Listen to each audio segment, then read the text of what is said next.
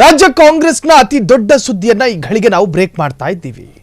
ನವೆಂಬರ್ನಲ್ಲಿ ಸಂಪುಟ ಪುನರ್ರಚನೆ ಫಿಕ್ಸ್. ಹಾಗಾದ್ರೆ ಎಂಎಲ್ಎಗಳ ದೂರು ಬೆನ್ನಲ್ಲೇ ಸಚಿವರ ಜೊತೆ ಹೈ ಸಭೆ ಮಾಡ್ತಾ ಇದೆ.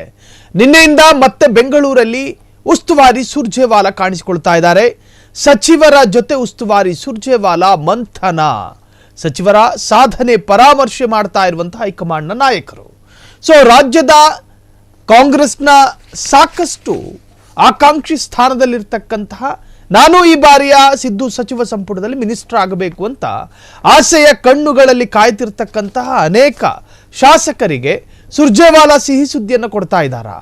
ಒಂದು ಕಡೆ ಸಿದ್ದರಾಮಯ್ಯನವರು ಈ ಹಿಂದೆ ಹೇಳಿದ್ರು ಸಚಿವ ಸಂಪುಟ ಸದ್ಯಕ್ಕಿಲ್ಲ, ಆ ಬಗ್ಗೆ ಚರ್ಚೆನೂ ಬೇಡ, ಆ ಬಗ್ಗೆ ಮಾತುಕತೆಯೂ ಬೇಡ. ಆದರೆ Surjewala back to back Karnataka visit ಮಾಡ್ತಾ ಇದ್ದಾರೆ. ಸಚಿವರ ಸಾಧನೆಯನ್ನ ಪರಾಮರ್ಶೆ ಮಾಡ್ತಾ ಇರುವಂತಹ ಹೈಕಮಾಂಡ್ನ ನಾಯಕರು. ಸೊ ಹಾಗಾದ್ರೆ ಯಾವಾಗ ಸಚಿವ ಸಂಪುಟ ಪುನರ್ರಚನೆ ಆಗುತ್ತೆ?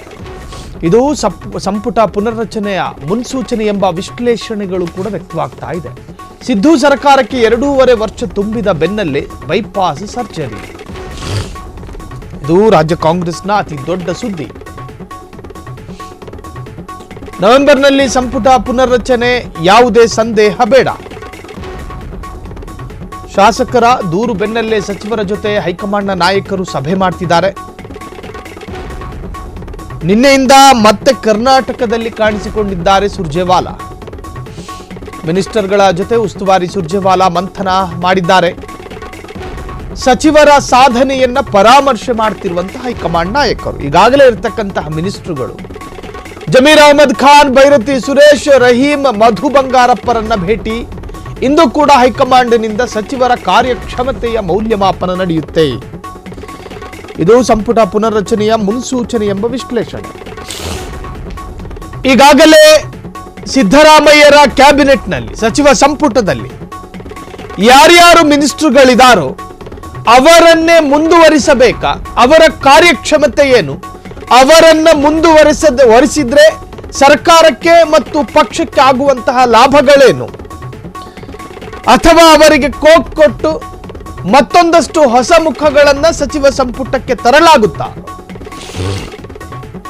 ಸುರ್ಜೇವಾಲಾ ಸಾಕಷ್ಟು ಪ್ರಮುಖ ಮಿನಿಸ್ಟರ್ಗಳನ್ನ ಭೇಟಿ ಮಾಡ್ತಿದ್ದಾರೆ. ಅವರ ಕಾರ್ಯಕ್ಷಮತೆಯ ಬಗ್ಗೆಯೂ ಕೂಡ ಮೌಲ್ಯಮಾಪನ ಮಾಡ್ತಾ ಇದ್ದಾರೆ. ಬಿಜೆಡ್ ಜಮೀರ್ ಅಹಮದ್ ಖಾನ್ ವಕ್ಫ್ ಮತ್ತು ವಸತಿ ಸಚಿವ ಅಥವಾ ಒಂದು ಇಲಾಖೆಯಲ್ಲಿ ಆ ಖಾತೆಯಲ್ಲೇ ಮುಂದುವರಿಸಬೇಕಾ ಅಥವಾ ಅವರನ್ನ ಬಿಟ್ಟು ಬೇರೆಯವರನ್ನ ಕರ್ಕೊಂಡು ಬರಬೇಕಾ? ಭೈರತಿ ಸುರೇಶ್ ಅವರ ಕಾರ್ಯಕ್ಷಮತೆ ಏನು? ಮಧು ಬಂಗಾರಪ್ಪ ಅವರ ವಿರುದ್ಧ ರಾಜ್ಯದಲ್ಲಿ ಕೇಳಿ ಬಂದಿರತಕ್ಕಂಥ ಆರೋಪಗಳೇನು? ಅವರನ್ನೇ ಮುಂದುವರಿಸಿದ್ರೆ ಪಕ್ಷದ ವರ್ಚಸ್ಸು ಬಿಲ್ಡ್ ಆಗುತ್ತಾ? ಸೊ ಈ ಬಗ್ಗೆ ಪರಾಮರ್ಶೆ ಮಾಡ್ತಾ ಇದ್ದಾರೆ ಸುರ್ಜೇವಾಲಾ. ಸುಮ್ಮನೆ ಹೈಕಮಾಂಡ್ನ ನಾಯಕರು ಅನ್ನುವ ಕಾರಣಕ್ಕೋಸ್ಕರ ಕರ್ನಾಟಕಕ್ಕೆ ಭೇಟಿ ಕೊಟ್ಟು ಹೋಗ್ತಾ ಇರೋದಲ್ಲ. ಇಲ್ಲೊಂದಷ್ಟು ಪರಿಣಾಮಕಾರಿಯಾದಂತಹ ಕೆಲಸಗಳನ್ನ ಸುರ್ಜೇವಾಲಾ ಮಾಡ್ತಾರೆ. ಅದು ಸ್ವಾಭಾವಿಕ. ಯಾವುದೇ ಪಕ್ಷದ ರಾಜ್ಯದ ಉಸ್ತುವಾರಿಗಳು ಸುಖಾಸುಮ್ಮನೆ ಬಂದು ಹೋಗೋದಿಲ್ಲ. ಅದರಲ್ಲೂ ಒಂದಷ್ಟು ಶಾಸಕರು ಒತ್ತಡ ಹಾಕ್ತಿದ್ದಾರೆ, ಒಂದಷ್ಟು ಶಾಸಕರು ದೂರು ಕೊಡ್ತಾ ಇದ್ದಾರೆ. ಸಚಿವ ಸಂಪುಟ ಪುನರ್ರಚನೆಯಾಗಬೇಕು. ಈಗಿರ್ತಕ್ಕಂತಹ ಸಚಿವ ಸಂಪುಟದಲ್ಲಿ ಒಂದಷ್ಟು ದುರ್ಬಲರು, ಅನರ್ಹರು ಸೇರ್ಕೊಂಡಿದ್ದಾರೆ. ರಾಜ್ಯ ಅಭಿವೃದ್ಧಿಯತ್ತ ಸಾಗಬೇಕು. ಪಕ್ಷದ ವಿರುದ್ಧ ವಿಪಕ್ಷದವರು ಮೂದಲಿಸುವಂತಹದ್ದು ನಿಲ್ಲಬೇಕು ಅಂದರೆ ಸಚಿವ ಸಂಪುಟದಲ್ಲಿ ಒಂದಷ್ಟು ಬದಲಾವಣೆಗಳು ಬೇಕು.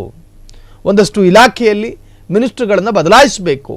ಅವರ ಕಾರ್ಯಕ್ಷಮತೆಯನ್ನು ಮೌಲ್ಯಮಾಪನ ಮಾಡಿ, ಪರಾಮರ್ಶೆ ಮಾಡಿ, ಇಂಥವರು ಯಾವುದಕ್ಕೆ ಸೂಕ್ತ ಮತ್ತು ಯಾವುದಕ್ಕೆ ಅಸೂಕ್ತ, ಈ ಬಗ್ಗೆ ಸುರ್ಜೇವಾಲಾರವರು ಈಗಾಗಲೇ ಕರ್ನಾಟಕ ಭೇಟಿ ಕೊಟ್ಟು ಪ್ರಮುಖ ಸಚಿವರನ್ನ ಭೇಟಿ ಮಾಡ್ತಾ ಇದ್ದಾರೆ. ಇಂದು ಕೂಡ ಹೈಕಮಾಂಡ್ನಿಂದ ಸಚಿವರ ಕಾರ್ಯಕ್ಷಮತೆಯ ಮೌಲ್ಯಮಾಪನ ನಡೀತಾ ಇದೆ. ಇದು ಸಂಪುಟ ಪುನರ್ರಚನೆಗೆ ಮುನ್ಸೂಚನೆ ಕೊಡ್ತಾ ಇದ್ದಾರಾ? ಸಿದ್ದು ಸರ್ಕಾರಕ್ಕೆ 2.5 ವರ್ಷ ತುಂಬಿದ ಬೆನ್ನಲ್ಲೇ ಸರ್ಜರಿ. ಸೊ ಸುರ್ಜೇವಾಲಾರ ಭೇಟಿಯ ನಂತರ ಬಹುದೊಡ್ಡ ವಿಪ್ಲವ ಆಗುತ್ತಾ? ಕಾದು ನೋಡಬೇಕು. ಕ್ಷಣ ಕ್ಷಣದ ಸುದ್ದಿಗಳಿಗಾಗಿ ಫ್ರೀಡಂ ಟಿವಿ ಸಬ್ಸ್ಕ್ರೈಬ್ ಮಾಡಿ, ಲೈಕ್ ಮಾಡಿ ಹಾಗೂ ಫಾಲೋ ಮಾಡಿ. ಹೊಸ ಸುದ್ದಿಗಳ ನೋಟಿಫಿಕೇಶನ್ಗಾಗಿ ಬೆಲ್ ಐಕಾನ್ ಮೇಲೆ ಕ್ಲಿಕ್ ಮಾಡಿ.